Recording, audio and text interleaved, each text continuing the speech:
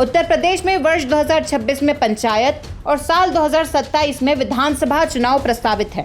इससे पहले भारतीय जनता पार्टी अपनी गलतियों को ठीक करने में लगी हुई है। भारतीय जनता पार्टी की कोशिश है कि वह सत्ता का सेमीफाइनल माने जा रहे पंचायत चुनाव में शानदार प्रदर्शन करे, जिसका असर विधानसभा चुनाव के परिणामों में भी दिखे।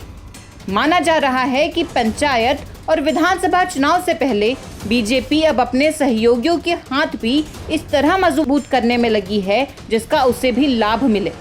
इस कड़ी में मंगलवार 10 जून को मुख्यमंत्री योगी आदित्यनाथ ने बहराइच में महाराजा सुहेलदेव की प्रतिमा का अनावरण किया। बता दें, राजभर समाज महाराजा सुहेलदेव को अपना आदर्श मानती है। दशकों बाद ऐसा हुआ है जब बहराइच में सालार मसूद गाजी की मजार पर लगने वाला मेला नहीं लगा। सरकार और बीजेपी का कहना है कि आक्रांताओं का मेला लगाकर उनका महिमा मंडन करना इतिहास के साथ अन्याय है। इतना ही नहीं, बीजेपी इसी बहाने समाजवादी पार्टी और कांग्रेस को भी निशाने पर लेने से नहीं चूकती।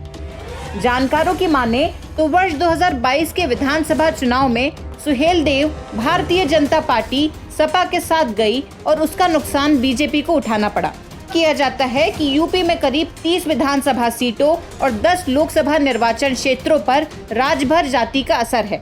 लगभग 4% मतों के साथ कई सीटों पर राजभर मतदाता निर्णायक होते हैं। सुबह सपा नेताओं का दावा है कि राज्य के 18 जिलों में उनकी जाति का असर है।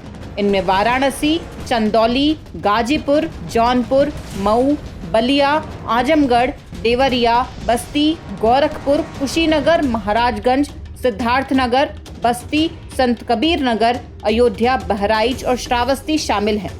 बता दें, जब सुबह सपा ने भारतीय जनता पार्टी नित राष्ट्रीय जनतांत्रिक गठबंधन यानी एनडीए से नाता तोड़ा, उसके बाद वर्ष 2022 में जब दोबारा सरकार बनी तब पार्टी की ओर से अनिल राजभर को योगी सरकार में मंत्री बनाया गया।